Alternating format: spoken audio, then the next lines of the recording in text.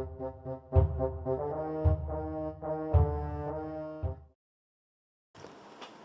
everybody, it's Doug here, Doug Mystic Guy on Board Game Geek, Doug Herring on YouTube, bringing you our third episode of Super Dungeon Explorer Forgotten King expansion. We are in the thick of a big fight and made a lot of corrections last time. I didn't have that many to make this time, which is good, that I saw anyway, but I'm sure someone will point out some that I perhaps missed as we learn this game. But the one thing I did want to correct was, and I'll just jump right in because there's no reason to go on a bunch of preamble. I could talk all day about it, but I won't. Is that the billmen should be trying to make their way to the Grobbat Executioner, and you can see that I had two billmen here that did not move. They would have done everything they could to get around and out. So I would have thought that if my thought is they would have gone 1, 2, 3, 4, and 5. And really, that one really can't go anywhere, so he wouldn't make it anywhere. 1, 2, 3, 4, and 5 could have gone there. There's no hindrance there, right? Yeah, nothing there. Okay, so I'm just moving them around to show where they would have gone, because they would have been trying to make their way to him, to their gang. That's what they're supposed to do. So anyway, guys, that was really the only thing I wanted to make an adjustment on. There's a lot to think about in this game, a lot to do, so I look to you to kind of help me and add things if I miss them.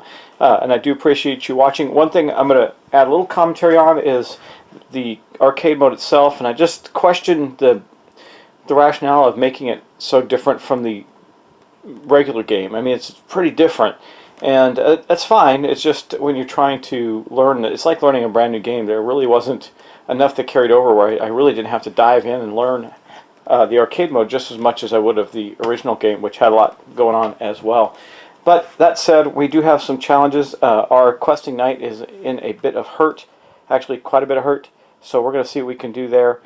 He's got 4 of his 5 health already tapped out, but he does have a potion.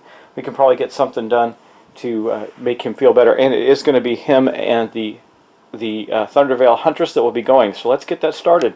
Okay, well here we are with our questing knight, and we're going to get him started first. Now, he's hurting pretty badly. He's got 4 of his 5 health, as you can see, and we're going to get started now. The hero's turn, of course, we start with upkeep. There's really nothing to do there for him. We can end the effects of potions and that sort of thing, and do any healing or status effects things that need to come off or be applied, but we're not going to do that. We're going to skip right down, and then we're going to do our order of movement and activation with him. Now, the questing knight can move 6 and has 3 actions that he can take. He's going to reserve 1 for a bandaging check to see if he can check himself, bandage himself, which is a basic action. But that means that he's only going to have 1 action for an attack. He can do his mighty throw, which is a lance 6 attack, to try and do some damage here. Not sure if he wants to do that, or he could just make a basic attack, try and kill something. I don't know.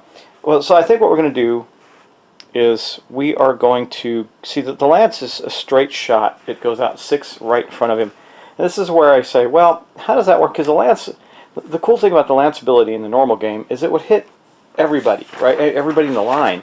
But if you're only attacking and doing damage to the elites, or you're hitting the elite and that just kills a little minion next to it, that seems very wasteful as an attack. So I have to think about that effect. But I'm thinking about what he's going to do here, and I'm probably going to at least do some kind of attack on them before I run away and heal. So instead of attacking the Grobbat directly, I think he's going to move 1 back here.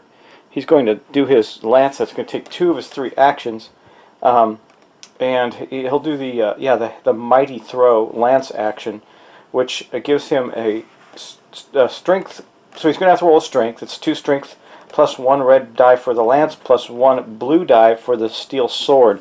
So we're going to get that out. We're going to see if we can get rid of these 2 billmen, and then he's going to continue to move away and then attempt to bandage himself. I'm thinking, unless something goes radically wrong, he's going to be able to kill these billmen. Let's see, we got 4 dice, and this is an offensive roll. Hopefully if he gets hurt, he may stay and fight. Let's see. He does get 1. That's good because he got the blue dice. He also killed both the billmen. So here's what we're going to do. We're going to take these 2 guys. He got both of them for 1 point each. That is going to kill them. We'll put them on their card. It also popped a heart token in an offensive action, so he gets to remove one of the damage tokens that he has. And that took 2 of his actions, so he's only got 1 action left. So for the remainder of his action, he had moved only 1 to here to get to the diagonal, right? So he's going to go 2, 3, 4, 5, and 6. He's going to run to here, and then he's going to attempt to bandage. Now you see he's got a will of 2, so he needs to make a will check using 2 blue dice, and if for every point he overcomes, every star he rolls, he gets to heal that certain amount. Let's see what he gets. So he got 2 stars on that. I think that's going to be enough to get something done. Let me look up that action and see how that works. Actually, his will roll failed. You need to roll the number of stars equal to or greater than your wounds. He has 3 wounds. He rolled 2 stars, so he did not succeed in his bandage check. And that's basically in his turn, except for a couple things. Got to do some housekeeping. He did kill 2 minions. So let me check the wrath here. He's got 3. Our Royal Warden has 2, and our Princess Emerald has 1. I could have sworn that. Oh, and our Thundervale Huntress has 1. So that's 3, 4, 5, 6, 7. So he will get 1 more, and then he's going to remove 1 from another player. So let's do that. Okay, so here's our questing knight. So I'm going to put another one right there. He gets 1, but to pull 1 off, he's going to have to take 1 from somebody else. So he's going to take it from the Royal Warden. That means he's definitely by far got the most, and he'll have to start distributing. Well, the Huntress is going to take a couple of them probably right now.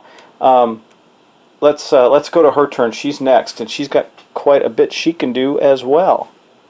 Okay, here's our Thundervale Huntress. She's not going to do much other than move right here because she wants to attack her trample again, which is a wave 1 effect with a knockdown ability. Now the 2, I was looking on the 2 House of Frog guys. They do have the ability of Surefoot, so they're not. I don't think they're going to get knocked down, but we can do damage to them, which is a good thing. And we're going to do that. I wish I could get. I'm thinking. She can't get in there, I guess, because of her base is too big. But it would be awesome if she could have gotten the spawn point in there as well. But anyway, we're going to attack the 2 Frog Knights with her wave attack, which is she's going to have. It's a strength. So we got wave 1. Her strength is 2 blue, 1 red, and then she gets another blue from the bent nail. So we're going to have 2 blue and 2 red in her dice pool to roll. Now, the Frog Knights do have an armor of 2, so we're going to keep that in mind, and they're going to do their thing. So the bent nail does have a status effect as well, so even if she doesn't knock them down, she's going to do something bad to them, and if she hits them, we'll see what that is. So let's roll. I'm sure she'll succeed. She did not succeed. So she only got 1 heart, which is a failure, but she did manage to get rid of 1 of her wounds. So she popped a heart out of 1 of those guys and got rid of 1 of her wounds, but failed to do any damage to the 2 guys. So she's got 1 action left. I'm not sure what she's going to do here. Let me think. Well, I think she's just going to make a melee attack on this Frog Knight right here. So she's still going to have the same dice. She gets 2 blue and 1 red for her strength, plus 1 blue for the rusty nail. Let's see if she can do a little better this time. Wow, that was a lot better. I wish that was on the trample roll. So she is going to get to damage 1 of the Frog Knights. We're going to put a damage token on 1 of them. Let's see. I said that we're going to do this closest one here, so this one has a point of damage inflicted on it. Plus, there's also the status effect from the rusty nail, which is let's look that up, a hex. So a model suffering from a hex discards the highest result rolled anytime it makes an offensive roll. So when it attacks. So in addition to the damage it took, it's also going to have this hex status effect on it. I'll put it right there so we know that it is that Frog Knight. And basically, and unfortunately, that is the end of the Thundervale Huntress's turn. She did not kill an elite or a minion, so she did not gain any further wrath from that, and we just need to move on to the monster's turn now. So again, with the turn order of the monsters, the first thing we do is we figure out if any are disturbed. We know that all of these are disturbed. Then we figure out determine the order of action. So it's going to be the 4 elites, and then all these elites. We can start with the Grobbits, I guess, or probably start with these guys, and it depends on what the card shows us is what's going to happen. And then we follow up with that with all of the minions trying to catch up to their big boss. So the next thing we do is we determine that, so we're going to draw a card, and hopefully we don't spawn again, because that's been keeping us from getting to the spawn point. What do we get? We get a move, a unique, and a fight. So wow, I hope that doesn't kill our questing knight. It might, it very well might. He's definitely got more issues of man, I probably should have moved him out to here now that I think about it, but I didn't. So we're going to put that there. So they got a combo: move, unique, and fight. So what's going to happen here? We're going to take this guy. We're going to move him. The Grobbit Executioners can move a whopping 5. So we're going to go 1, 2, 3, 4, and 5. He doesn't actually get to catch up to the. That's a good thing, even though the Frog Knights will. He doesn't get to the knight, our questing knight. And then we'll just move these guys up here. 1, 2, 3, 4, 5, 6, 7, 8. 1, 2, 3, 4, 5, 6, 7, 8. And then 1, 2, 3, 4, 5. We'll just move them right there. And then all these guys, I think they move 5 as well, right? Yeah, the billmen. 1, 2, 3, 4, 5, and they'll just filter in 1, 2, 3, 4, 5, 1, 2, 3, 4, 5, and 1, 2, 3, 4, 5. Here they come in a long line of critters. Okay, and then these ones are going to attempt to move to the Grobbit. Oh, wait, you know what? I'd move them, but I actually need to do these guys first. So the Billman, can he... Okay, this one, not the Billman, but the Frog Knight, he's kind of stuck in there.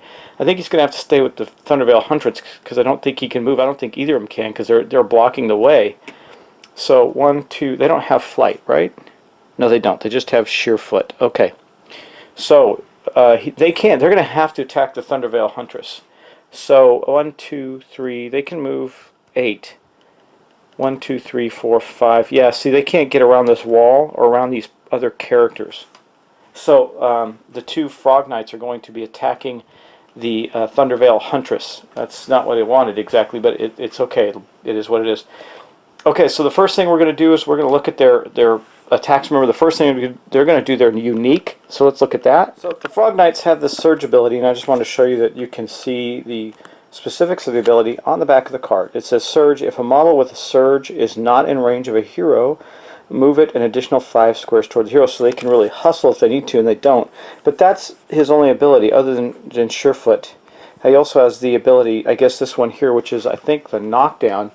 But again, our Thunderveil Huntress I believe is sure-footed as well, so there's not going to be any knockdown there. So let's look at that. That is knockdown, so they're not going to be able to knock down the Thunderveil Huntress. But they are going to be able to attack it, and they have a strength of 3, so we have to roll a defense against their strengths of 3, and they don't have massive damage or anything like that, so they're just trying to hit with their unique. So they use their unique ability, which was Surge, which doesn't do them much of anything. It would have if it was the Executioners, because theirs is the Death Sentence ability, which is nasty. And then it's going to fight. So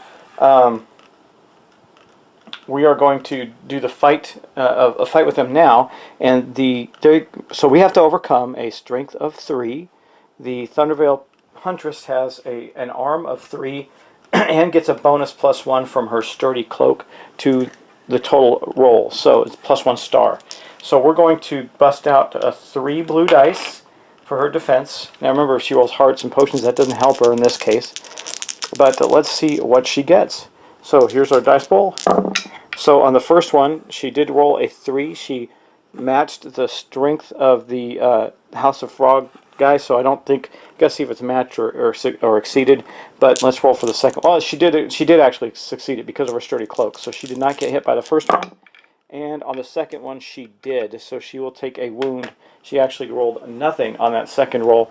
So she actually took another wound, which was okay because she had gotten rid of one before on her attack. So she has 2 wounds out of her 5. Now, the last thing we have to do is we're going to move. We should have moved these guys already, but 1, 2, 3, 4. They're trying to get to the Grobbit. And 1, 2, 3, 4, and 5. Okay. I kind of did a little bit out of sequence, but you get the idea, right? Right? Okay, and that will mark the end of the enemy's turn. And I'm just going to check my little handy cheat sheet and see. Yeah, we did all that. Draw cards. Okay, so now we did all that. We performed the actions. Now we're going into the end of the phase, which is going to be to do the power up. 3 cards. Actually, we should have done the power up. Yeah, it's okay. We're okay. It's not gonna. I mean, it could have made a difference, I suppose, to do the power up in the right order. But let's continue on. Well, my bad for not doing it right. So I'm just going to suffer the consequences of that. But we do get to draw 2 of these, 2 treasure cards that would have been in their backpack that would have been resolved before all those attacks happened. I guess if I might give one to the Thunderveil Huntress, we'll see what that does. But we got 2 cards here. Let's see what they are. One is Itty Bitty Wings plus 2 movement. I think we're going to, can't give that to the princess. She's already got the one that gives her an extra action. And then we also have, didn't shuffle well apparently, even though I thought I did. 2 Itty Bitty Wings. We're going to leave those in the backpack right now because, I mean, I could give those to the questing knight. Can't give it, and the Royal Warden. So we're going to do that. They're going to go, that wouldn't have changed anything that happened this turn, except for the questing knight could have moved a little more, I suppose. And we're going to give the other one to the Royal Warden. So, I mean, I could have moved the questing knight a couple of more farther out. Not sure if that would have made a big difference for him. He didn't get attacked anyway. Yeah, I think we're fine where he was. And he's not going to get to act next turn, though, so it might have been better to continue to move him. So I could have moved him back to here. Probably should have done that, moved him out of the way, because my point was to get him out of harm's way, so he could heal. And that's that. So, okay, guys, that's the end. Sorry to do that out of sequence. I got a little messed up in the sequence there, but it all came out right in the wash. All right, end of turn. Thanks for watching, guys. I hope you are enjoying this. This is a challenging playthrough. I'm going to be honest and say it's not that I'm disliking it or disliking the game. It would probably be a lot more fun if I had other people to help manage all the nonsense. But that is not the case, so we're here, and I am enjoying it. I'm starting to get a grip. As you know, I like to do these where I'm learning these along with you, so we get to see the kind of bumps in the roads we're going to run into, and that will help you to understand what you need to overcome as someone learning this game, just like I am.